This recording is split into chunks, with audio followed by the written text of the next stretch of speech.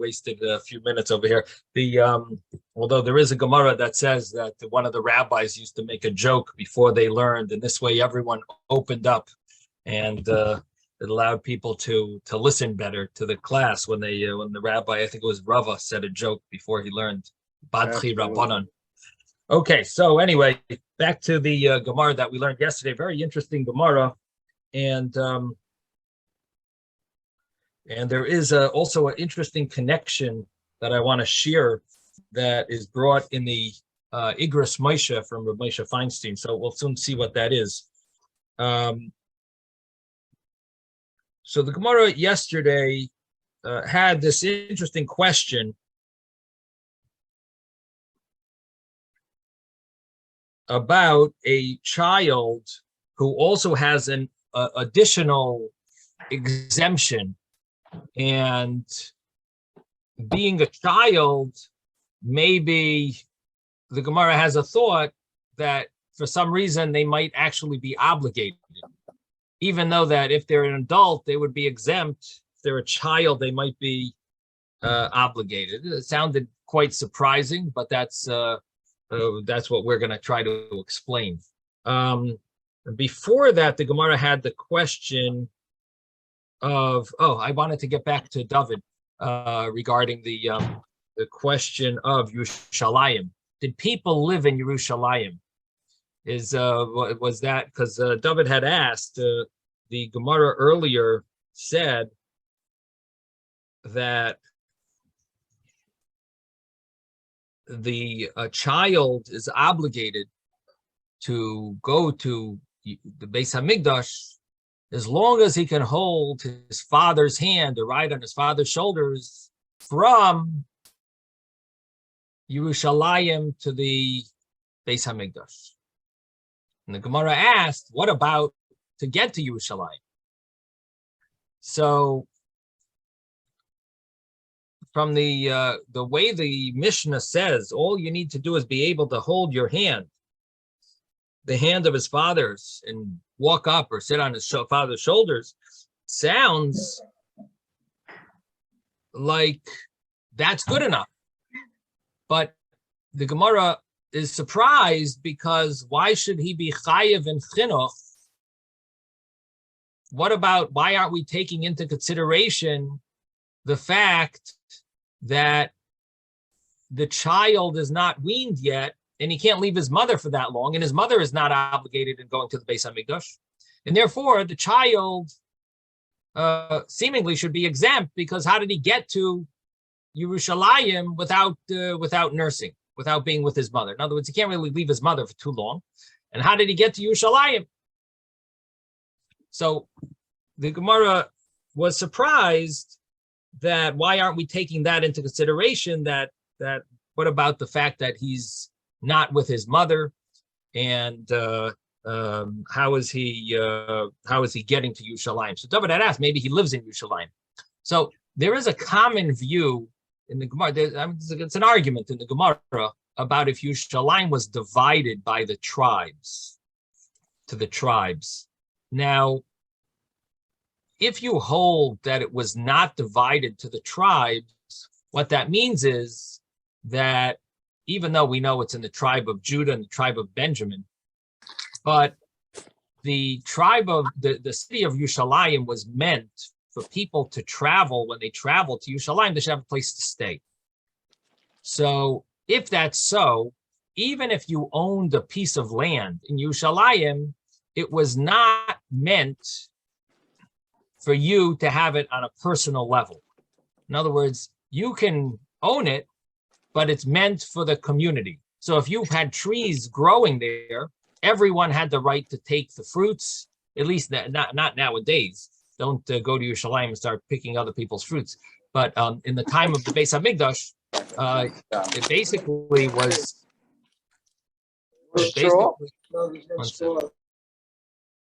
It basically was there for the people to be able to utilize when they came to Yerushalayim for the holidays. They would stay there, so you weren't able to sort of limit it to yourself. It might have been yours, but it was meant for the community, and so it doesn't seem like people really would want to live there, being that their house was sort of like taken over. You'd be constantly taken over by guests and others, people you know and people you don't know.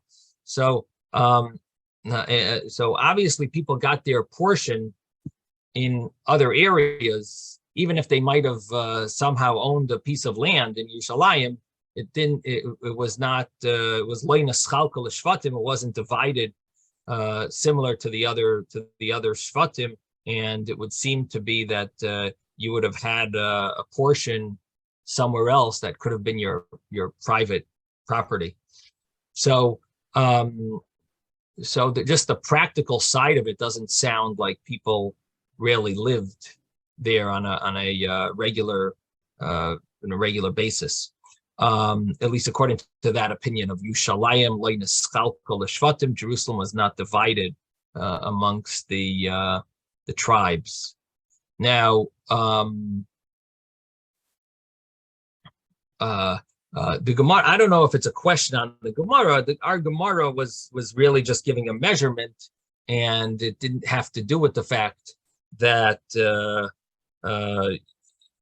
what about for people who live there? The fact is that the Gemara had to deal. We have to deal with the fact that most of the people don't live there, and how are they getting to Yerushalayim? Now, the Gemara's answer was that the mother does come to Yerushalayim, even though she doesn't have to go to the courtyard of the Beis Hamikdash because she's a woman. But nevertheless, she does go to Yerushalayim to participate in the Simcha, and that was the Gemara's answer.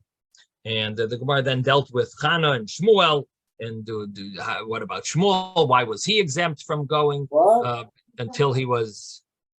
I guess. Until he was. Israel. Let me just mute everyone. Why was Shmuel exempt until he was weaned? And the Gemara answers it's not that he was exempt until he was weaned. It was that he was of a weak. He was weak and he wasn't strong enough for the travel. What was the word? A weak constitution. Constitution. Thank you. A weak constitution. It takes a lawyer to come up with that word. Constitution, constitutional rights. So he was of weak constitution, and therefore he was exempt from going to, his mother was exempt from taking, they were exempt basically from going to Yerushalayim.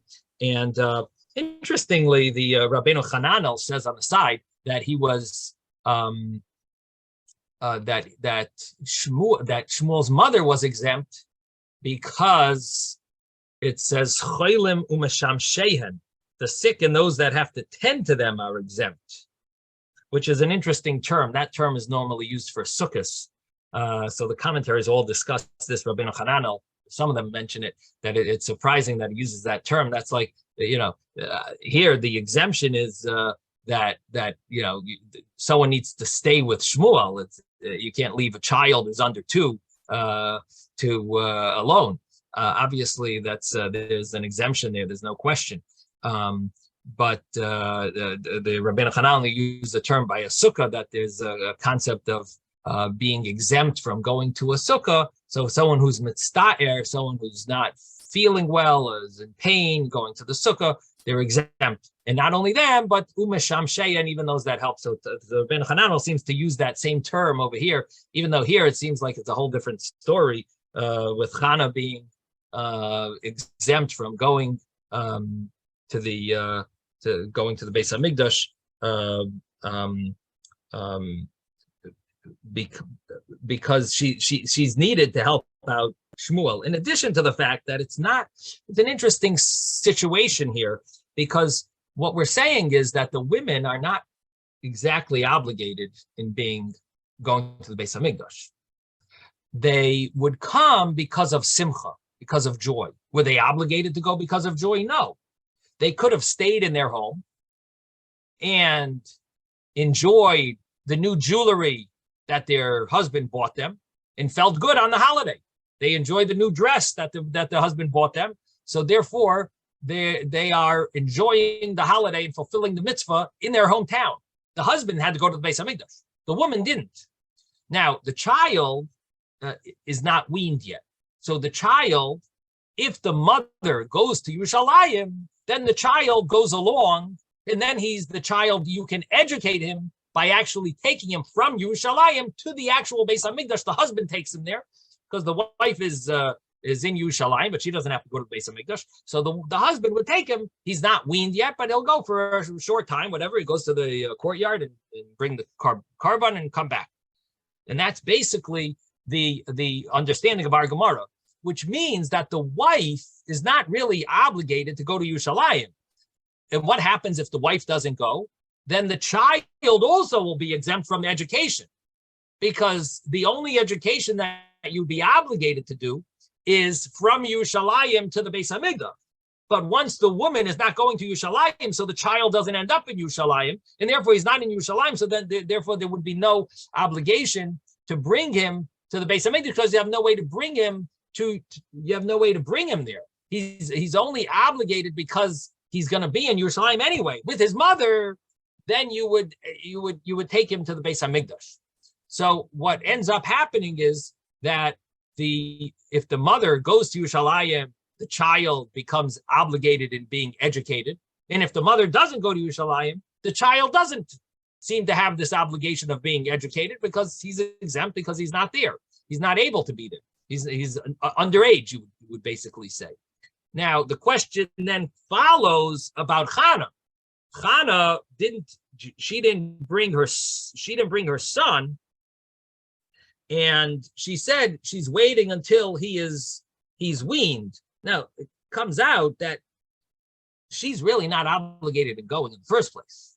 So the whole question of the Gemara is a little hard to understand. Why would the story of Chana be a question on Beis Shammai if the child is not weaned yet?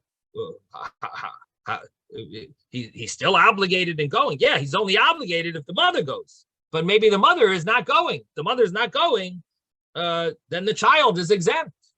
So what's the big deal? And then if you say, okay, so the child was weak, so therefore she didn't go with the child. She didn't take him to Yerushalayim because he's weak. Okay, so he's exempt. Now you're going to question the mother? The mother's not obligated in going. There's no question why the mother didn't go. The mother doesn't have to go.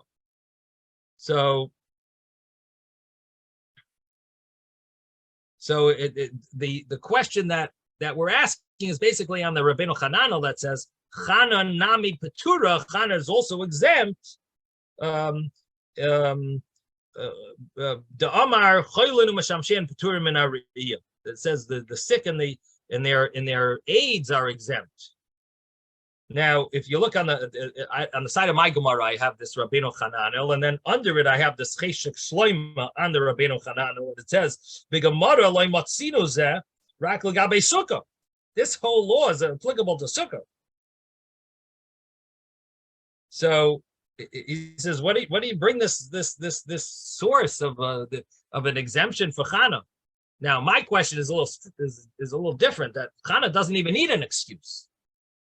Well, it's not only is it surprising that he brings this law about sukkah, Chana doesn't need an excuse. She doesn't have to go. It's if the husband encourages and convinces her to go, and she goes, then you have a mitzvah of education on the child to bring him to Yerushalayim, to bring him to the Beis Hamikdash.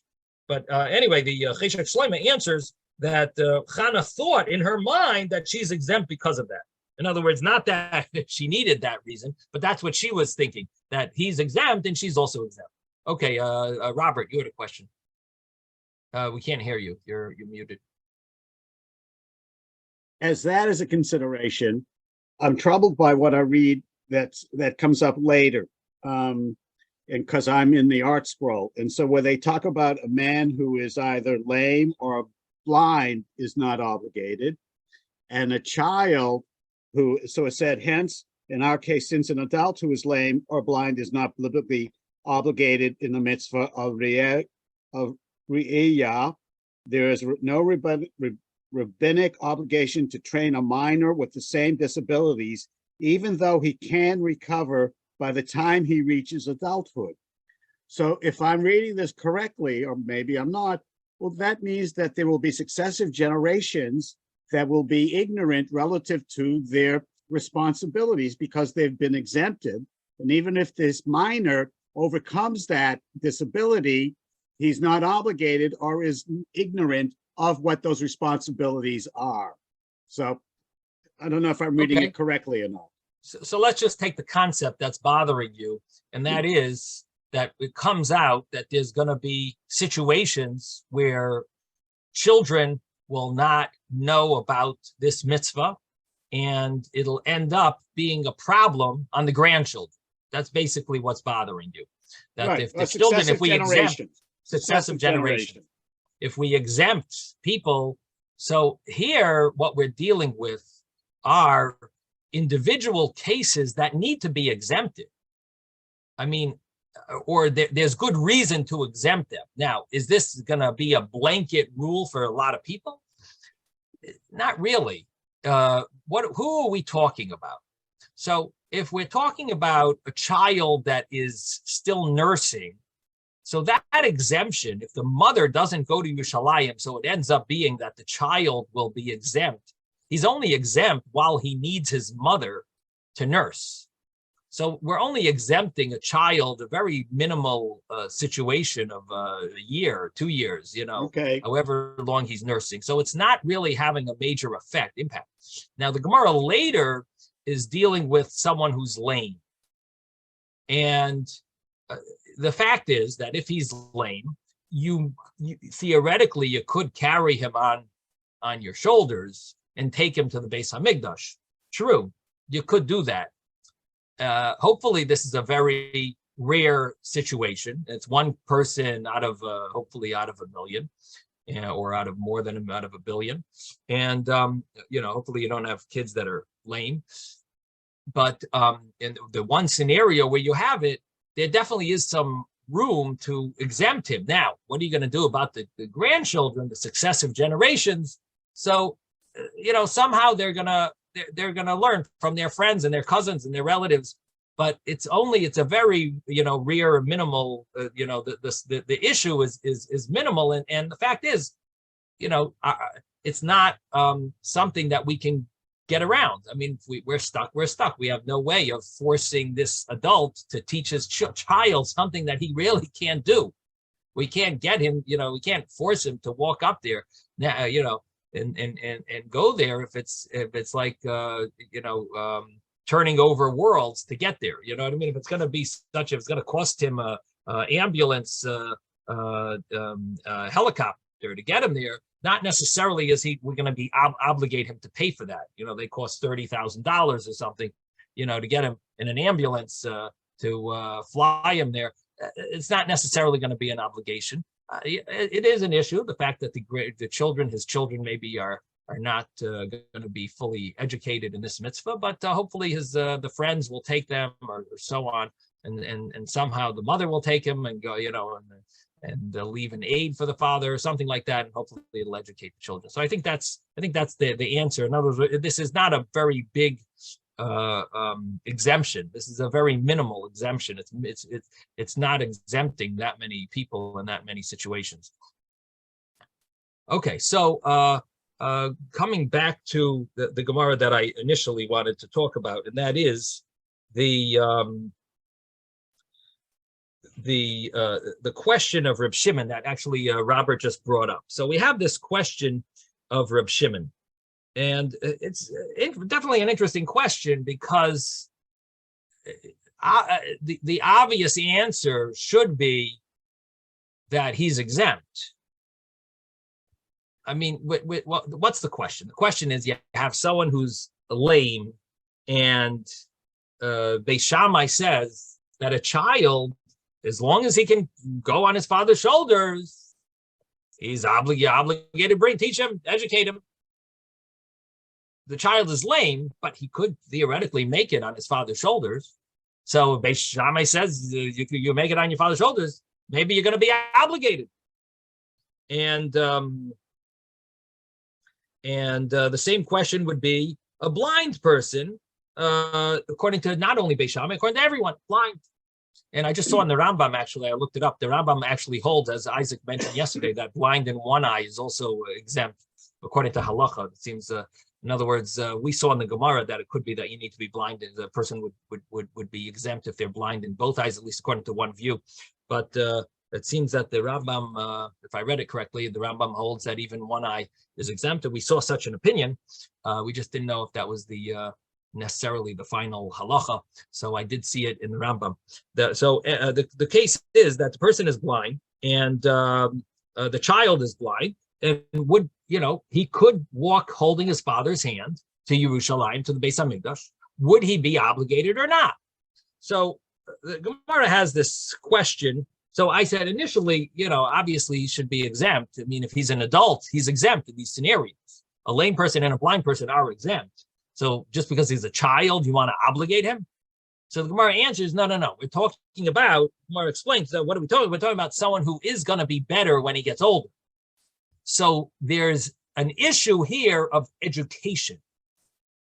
The obligation part, if he was an adult, he would be exempt at this moment. And when he gets healed, he would be obligated.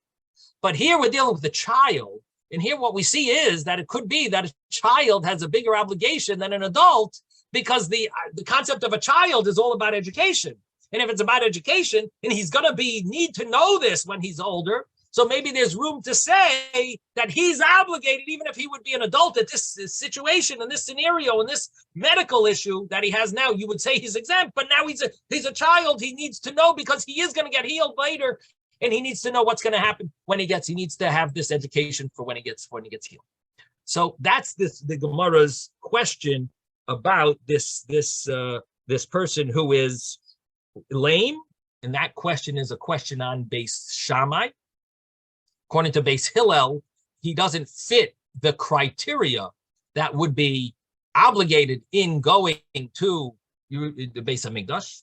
Why doesn't he fit the criteria? Because according to Beis Hillel, you need to hold your father's hand, be able to walk up this high mountain, and he's not going to be able to. He's lame. So according to Beis Hillel, he is exempt completely from going. He's a child. He's exempt. It would be nice to educate him, but he doesn't fit the criteria of education at all, because he's not able to walk up there.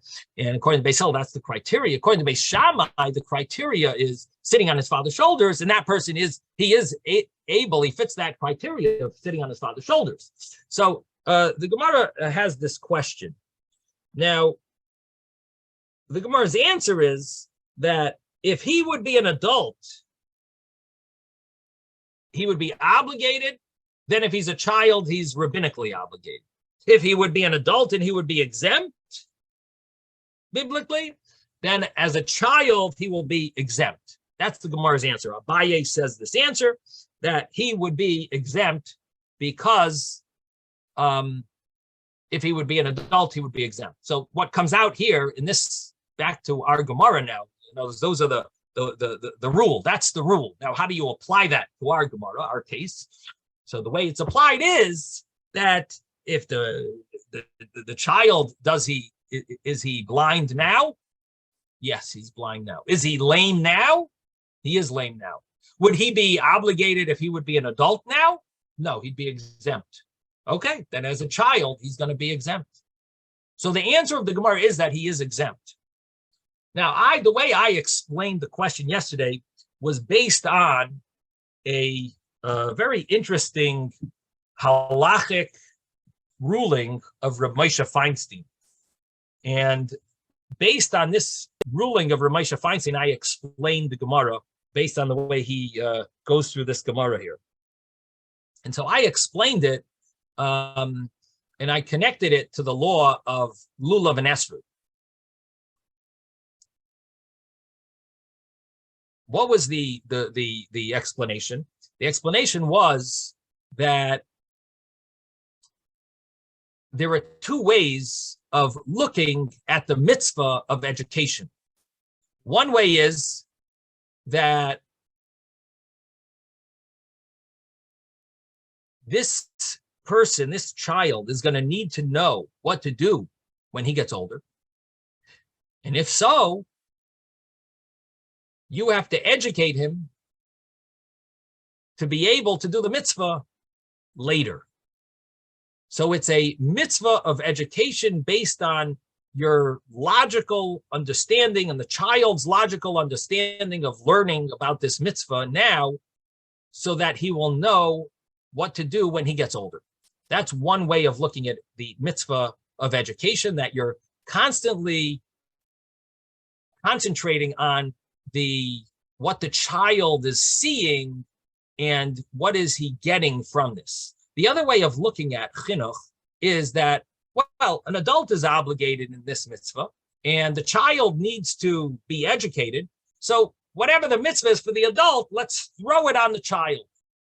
We drop that same obligation that the adult has, and we give it to the child. You also have that obligation. What's the difference between these two ways of looking at it? The first way of looking at it is that we're concentrating on the specifics of education. Is this really educating the child? The other way of looking at it is we're not concentrating on the specifics of education and just and trying to make sure the education part is good. We're just taking whatever rules that mitzvah has and we're applying it to the child and saying, okay, you got to do the mitzvah because you need to have education. So are we looking into the details of the education part, or are we going to look into the details of the mitzvah part? In other words, are we concentrating on what's necessary for the child to know, or are we concentrating on just the fact that the mitzvah is now applicable to the child and he's got to follow all the rules of that mitzvah? What's the difference between these two ways of looking at it? So one difference would be our Gemara. Our Gemara's case was the child is lame. Is a lame person exempt from going to the Beis HaMikdash? So if we throw this mitzvah and say, child, we're going to take the mitzvah of going to the Beis HaMikdash 3 times a year, and we're dropping it on you because you need education. So we're giving you the mitzvah, the whole mitzvah. So what happens now? The child says, okay, I have the mitzvah of going to the Beis HaMikdash, but guess what? One of the criteria of this mitzvah is that a lame person is exempt. So now I have the mitzvah on me, but I'm exempt. I don't have to go. The other way of looking at it is, no, it's all about education. We have to look at the details of the education aspect. Is this being a good education? Am I going to know what to do when I get older? So if we look at the details of education, we'll say, you have to go to the Beis HaMikdash now. You fit the rules of a child being able to sit on your father's shoulders. And we got to educate you for later. So you're going to fulfill the mitzvahs, the laws of this mitzvah by going on your father's shoulders. And the fact that a lame person normally is exempt, that rule actually won't apply to you because you are being educated. You're going to be getting healed and you need to be educated for later. So we don't need to worry about that specific rule because it's all about education here and you're going to need this education. So that would be a difference between these two ways of looking at it. Now, another difference, and this was what was interesting, is connecting this with the laws of Lulav and Esrog. The laws of Lulav and Esrog had to do with the fact that you have to own a Lulav and Esrog in order to fulfill the mitzvah properly. Now, if you just think about that law specifically, you need to own it in order to do the mitzvah. It has to be yours. You can't fulfill this mitzvah with someone else's. They can give you a present, but they have to do that. They have to actually give it to you as a present in order for you to do the mitzvah. You have to own it. You want to buy it, buy it. You want to get it as a present, you get it as a present. You can't borrow it. You have to own it. Now, that law of owning the Lulav and Esrog, is that going to affect the education? In other words, when your child is shaking the Lulav and Esrog, he's being educated on to shake the Lulav and Esrog. The fact that it's not his, he doesn't really know if it's his or not. He doesn't know that's not applicable. So if your idea is education, he's fulfilled the mitzvah. It's not his. Okay, it's not his. but he doesn't need to know that because that's not part of the education. It's all about the education. And the education is it's a real lulav, it's a kosher lulav, it's a kosher esrog. He's shaking it. You've done the education. The other way of looking at it is no, we dropped the mitzvah of lulav and esrog on him, and now he's got to follow all the rules in details of that mitzvah because that mitzvah is now upon him. He's a child.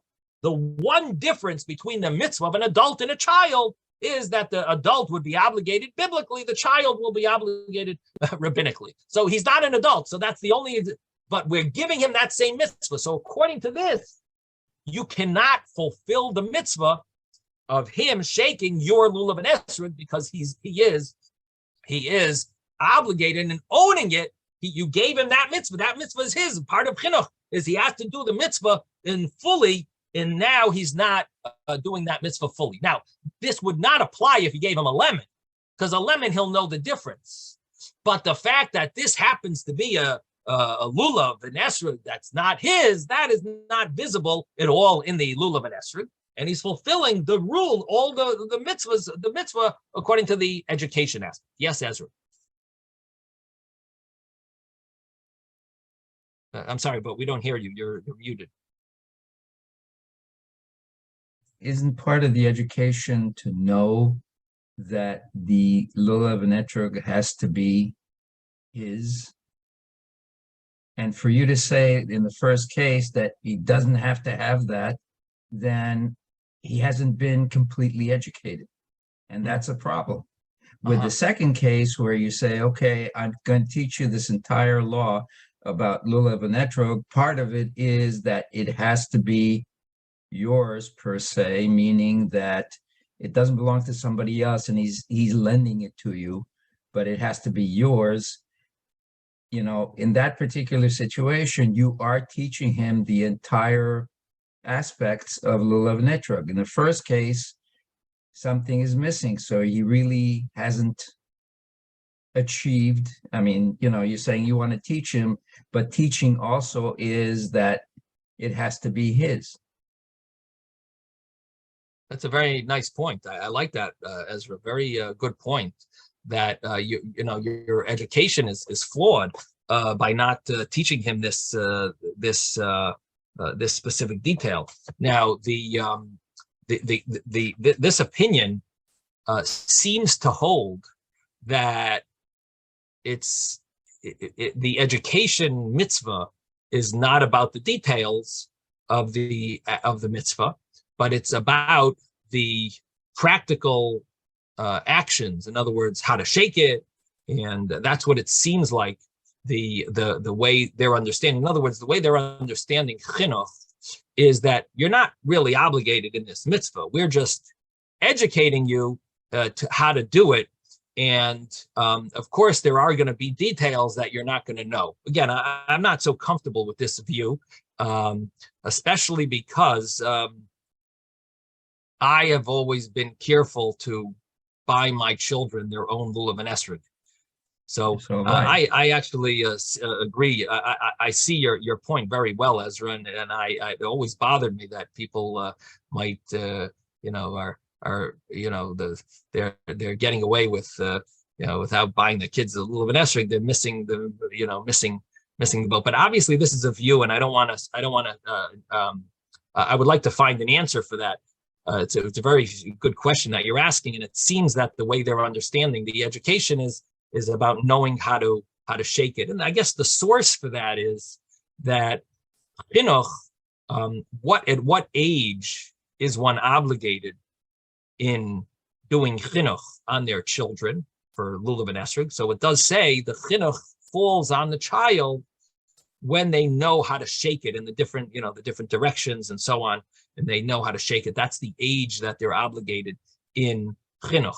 So maybe based on that rule, that's how they're understanding. Oh, so once they know how to do that, you fulfilled the mitzvah of chinuch, and it's not the mitzvah of chinuch doesn't apply to the law of knowing that it's yours. So that's what it seems like. Maybe that's how they're understanding it. So it's based on that rule. You get what I'm saying, Ezra? That maybe it's based on that rule that the time of chinuch for a child is when they are able to know how to shake it properly, say the bracha properly, and shake it properly, and there's discussion about the different directions, but one understanding is that they have to know how to shake it in the different directions and But how to do it. now you bring up another point. And what is Okay, that? so the fact that you're saying a bracha on something which is not yours, that's a big problem to me. So that is, I don't see that as an issue, because it's an interesting question you're asking, but I don't see it as an issue because the way this view is understanding it, it's all about chinuch.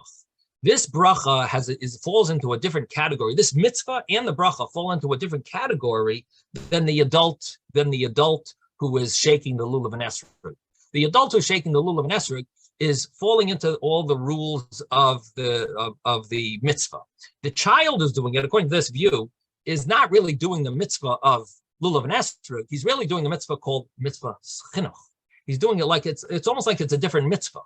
And this mitzvah chinuch is, you say the bracha, you shake it, and you learn, how to shake it, and that is how you're fulfilling the mitzvah of chinuch. The other way of looking at it actually is the nice way of terming it. The other way of looking at it is the child doing a mitzvah of chinuch, or is the child doing the mitzvahs of lulav? And the same thing would apply in the mitzvah of re'iyah, going to the Beis Hamikdash. Is the child doing a mitzvah of chinuch, or is the child doing a mitzvah of re'iyah? So if the child is doing a mitzvah of chinuch, it sort of falls into a different criteria of what is chinuch. He knows how to shake it. He knows how to say the bracha. Okay, he knows how to walk from Yerushalayim to Har HaBayis and to be there, and that's the chinuch that he's fulfilling. If it's a mitzvah of the actual mitzvah, so that's like you have to fit into all the rules of that mitzvah. He has to fulfill that mitzvah because we take that mitzvah and put it on the child, and the child now is obligated in that mitzvah.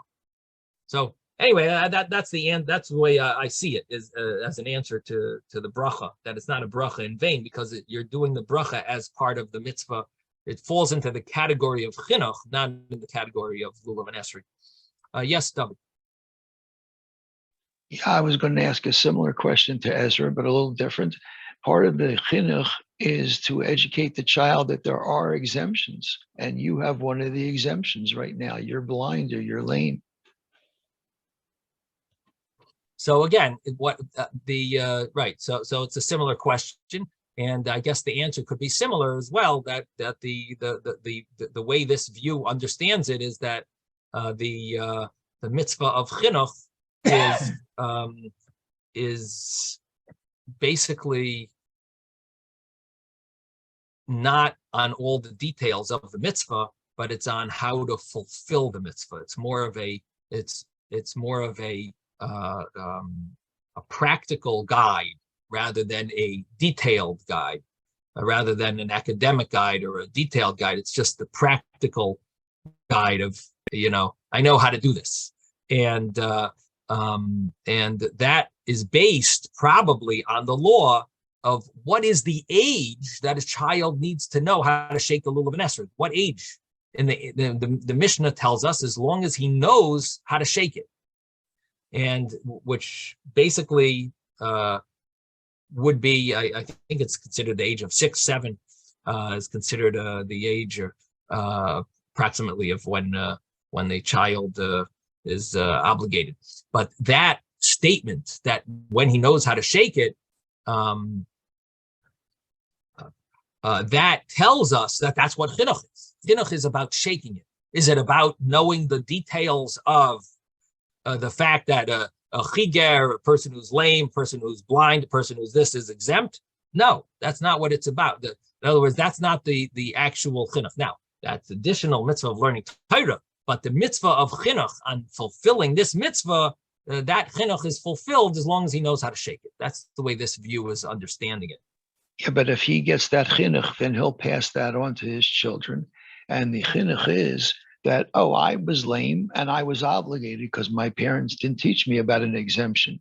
Therefore, there are no exemptions as far as I'm concerned, because I wasn't educated regarding exemptions. So again, assuming we're talking about the case of our Gemara, where the person who's lame is going to be healed, so what he'll either see it as I was obligated or I did it because I was going to be healed later, and that's why I did it.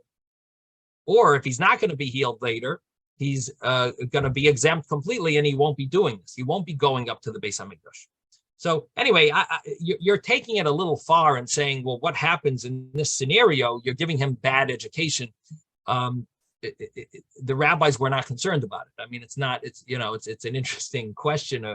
We like to, of course, we all know more than the rabbis, but the fact is that the rabbis were not concerned that you are, teaching them the wrong things. Many parents do things extra for their children as well.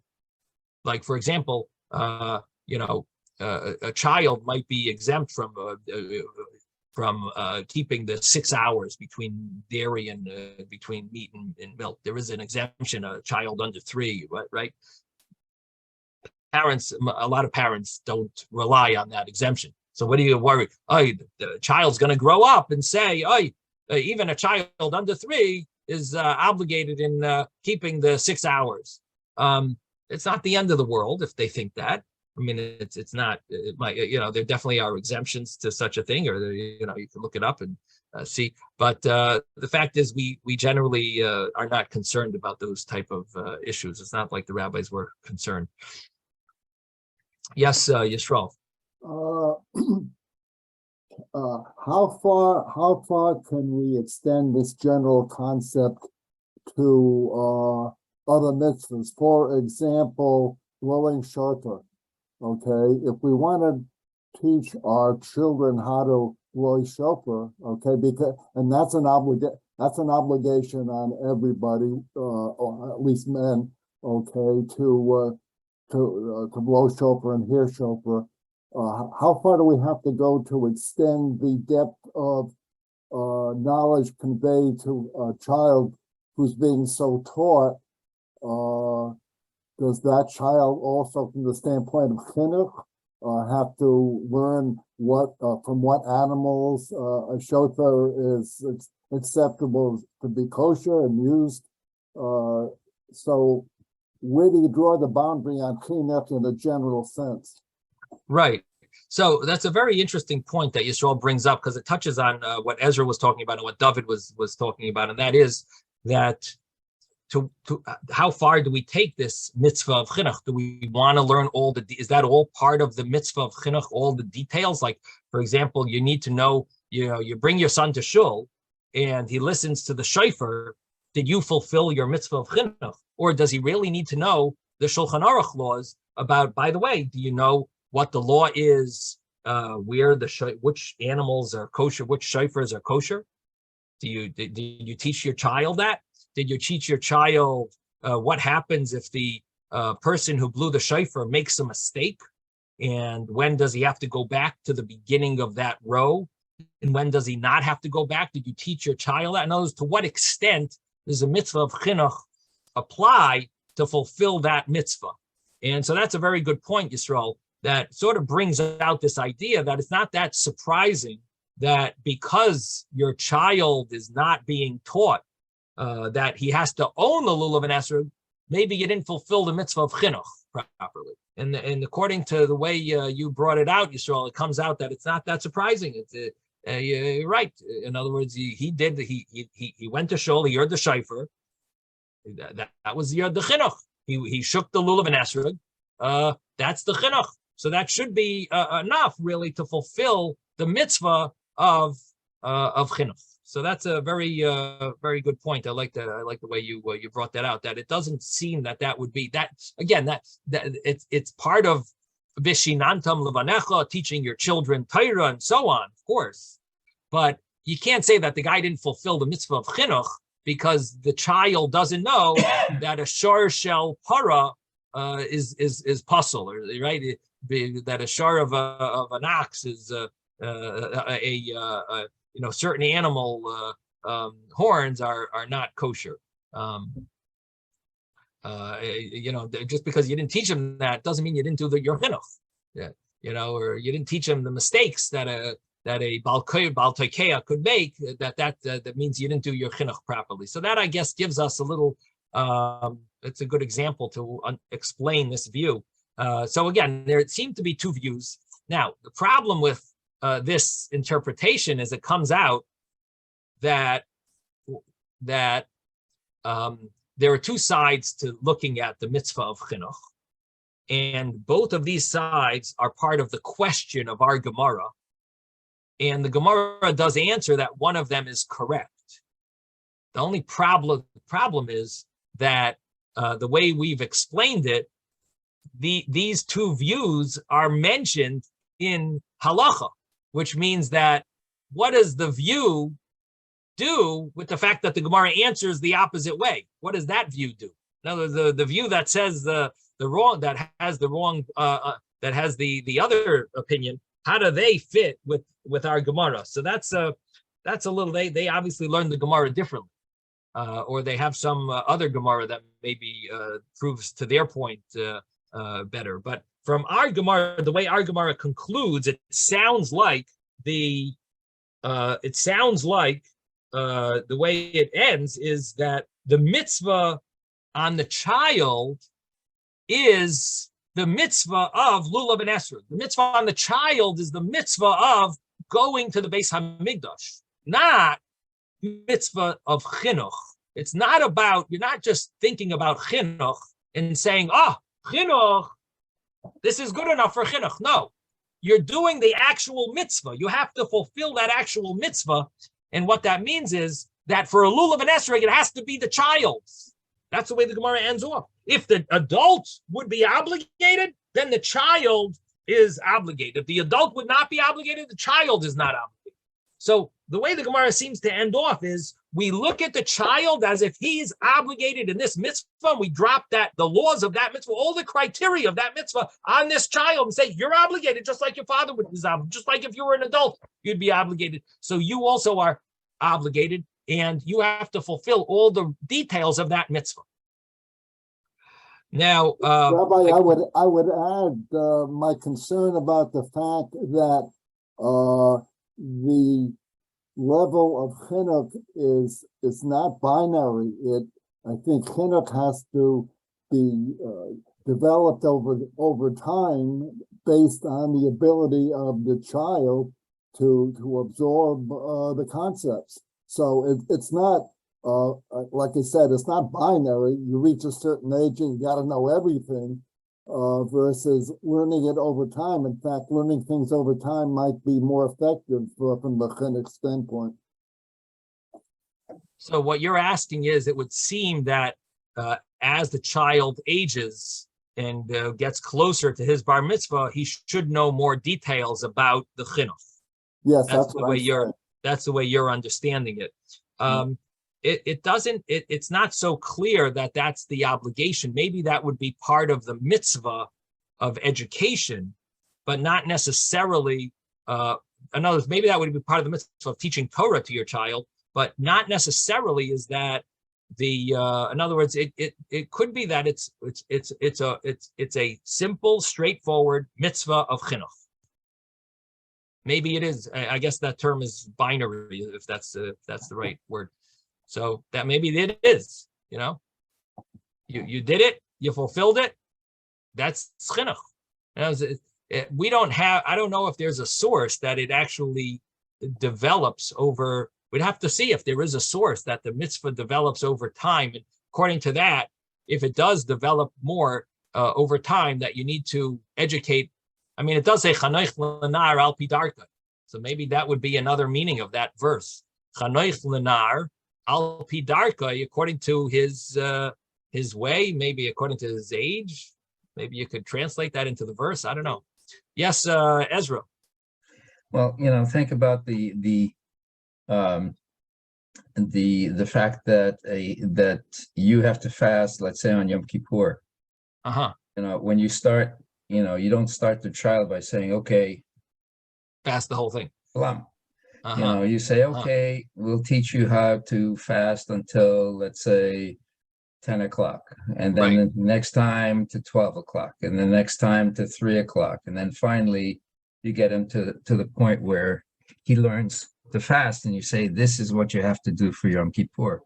And if he asks, why didn't we do it before? You just say, because You weren't of you age. weren't ready to do the full, Uh-huh. to take on the full requirement. Right. Okay. So I hear you. That's a good point. I don't know if it proves this, and I think it's a good question that Yisrael was asking. But I don't know if your example is it's a nice try.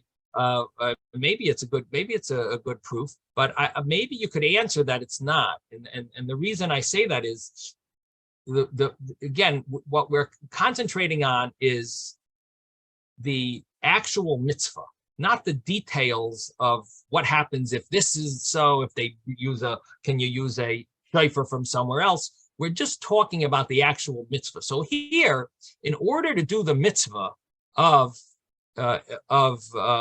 fasting on Yom Kippur, you need to educate him that he could do the mitzvah properly. Now, when it comes to fasting, how do you teach a child to do that mitzvah? That mitzvah actually involves, slightly different. There goes in order to get him to the stage where he's going to be able to fast. When he's an adult, he would need to be educated: 1 hour fasting, 2 hour, 5 hour, and so on. But the goal is simply to get him to the act of your goal is to get him ready to be able to do the mitzvah properly when he's an adult. So you're teaching him by teaching him an hour when he's 5. You're teaching him how to fast. By teaching him 2 hours when he's or whatever, when he's 9, excuse me, you're teaching him an hour when he's 9, and then when he's 10, 3 hours, and so on. So you are actually teaching him the law of fasting. And how do you teach a law of fasting? For a 9-year-old, you only teach it in this way. For a 12-year-old, you got to teach it a little differently. But it's still that same thing of fasting. You're teaching him how to fast. Here we're thinking that maybe, it's different levels of the mitzvah that you have to teach him. In other words, you're teaching him the laws of where the shofar comes from, in the laws, and what happens if someone's sick. Are they allowed to eat? And what type of eating? Do they have to have a small amount? And how many minutes it has to be within? Do you have to teach your child that? And that, I don't know if that would be part of the mitzvah of chinuch. So it is interesting that you came up with a scenario where it does change, that the chinuch does seem to change a little at different stages. But I get my answer to that is that maybe there is, it's just you're doing your utmost to teach him the fact of fasting. And that fact, you don't teach a child who's 12 1 hour of fasting. That's not teaching him. But teaching a 9-year-old 1 hour of fasting, that is teaching him. So in other words, you're doing whatever you need to get that, to teach that act of fasting. Fasting is what you're teaching. How do you teach a child to fast? A 9-year-old, you teach 1 hour. A 12-year-old, you got to teach 10 hours. You can't do that. That's teaching him fast. You're teaching him how to fast. But again, you're not teaching anything more when the child is older. You're teaching him the same thing. It's just you're showing it to him in a different method because the child sees it in a different method. So that's my thought. Anyway, bottom line is that my time is just about up. But Reb Moshe Feinstein has a very interesting connection between this, and he says you could connect this with the famous question that has been plaguing, or the rabbis have much ink has been spilt over this question, and that is co-ed education. It used to be that we never really, the girls did not go to a typical, didn't have the regular Jewish education. And over the last century, that seems to have changed. Now the women, not only they have a good education, they have sometimes even a better education than the men. With their Judaic studies, they have these great scholars and teachers among these women's seminaries and high schools and so on. But it used to be that there wasn't such an issue. So there never was really, the girls learned how to, peel a potato and cook a good meal, and the men were studying Torah, Gemara and Chumash and this, and that's the way things were. Now, when things change, and for various reasons, which is way beyond the scope of this class, is why, at this era, the rabbis all agreed that women should almost all rabbis agree that women should learn more Chumash and Mishnah, even Gemara. They encourage women to learn and so on. But the fact that women learn, it became a whole question. Okay, so we have to make schools for girls, and there's communities that maybe don't have enough money to pay for to support 2 schools. Can you have co-ed classes? So Rav Moshe Feinstein wants to connect this question with, I mean, his final conclusion is, of course, it's prohibited. He prohibits it. He says, absolutely not. You should never have co-ed classes. And he's very against having a co-ed school and so on. But he has a thought that maybe there could be, this could be debated based on this specific question. Why would it be based on this question? So he says it has to do with the fact that the age that we're talking about of having co-ed classes, we're not talking about high school. He's talking about elementary school, and maybe even younger grades than middle school, maybe like the up to 5th grade, maybe, or or so. In that age group, there is no Yetzer Hara to to do anything wrong with the opposite sex. Therefore, if we place upon you what would be applicable for an adult, now, if an adult had no desire for the opposite sex, there would be no need to separate men and women. The whole reason why we, so to speak, separate and don't mingle is based on the fact that we have a Yetzer Hara. So if the law is, if we're going to place on children the mitzvah of chinuch, the same mitzvah that would apply to adults, we say you have to fulfill this mitzvah. So there's room to say, well, you don't have any Yetzer Hara at this age. Nothing wrong with having co-ed classes. You're in 4th grade. You don't have a Yetzer Hara. If adults didn't have a Yetzer Hara, they would have no problem mingling with the opposite sex, because there's no Yetzer Hara, there's no sin that's going to be involved. So children at the age of 4th grade, 3rd grade, they should be fine. You might say you could maybe say such a thing. But if it's all about education of what's going to happen when they become adults, then you would say they need to be educated to know that they're separate. They need to be educated. We have to treat them. We have to show them now the fact that there's need to have education in this way, because ultimately that's the way it's going to be later. And therefore, you could maybe connect these 2 views and say, well, if you look at it this way, it would be permissible. If you look at it that way, it'd be prohibited. But then he, of course, concludes and says, no, even if you want to look at it that way, you still would want to prohibit it. And he says, there's reason to do it, because you're basically leading them to do things wrong, and it basically ends off that it's prohibited. But he said it's possible to connect this argument and say from the actual legal standpoint, there could have been room to permit such a thing, because again, it's based on this 2 views of what is the mitzvah of chinuch to how do we apply it. Yes, David. I went to a Jewish day school, a regular full day Orthodox school, and they separated the kids at 5th grade. The boys and the girls were separated. But I can tell you that in 4th grade, when we were mixed, there were 2 girls that I found very pretty, and I was totally aware of that these girls are very, very pretty. And I was already attracted in 4th grade, and maybe even in 3rd grade, but for sure in 4th grade, I was noticing. Right. You're mature, maybe more mature than the typical person.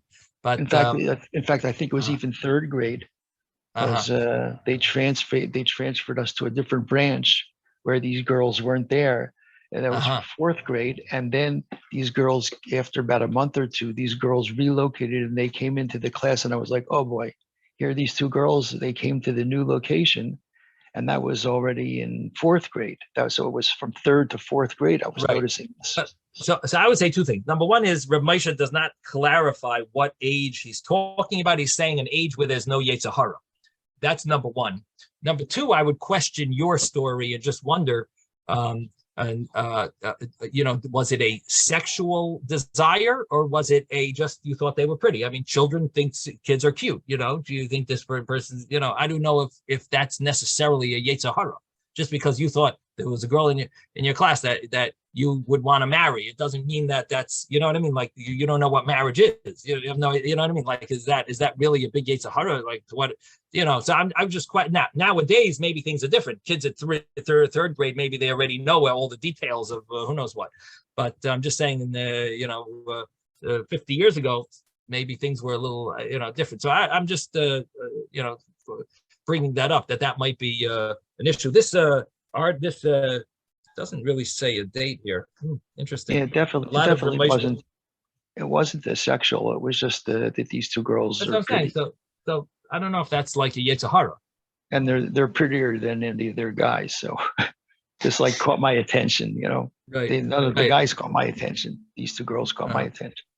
Right. Anyway, Rabbi, I don't know. there's a fundamental concern that I have regarding what we're discussing, and that is, and particularly appropriate to the times in which we are living, and that is the fundamental notion that men and women have different roles and missions in life from, Deraisa, and therefore it's compelling to argue that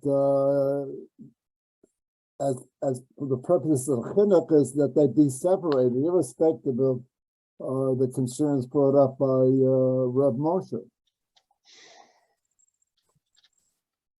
So there are other issues. Yeah. So Reb Moshe doesn't end with that. There are definitely other issues, and you're right. And he concludes that it's prohibited. And he was very strong against mixed schools and the mixed classes.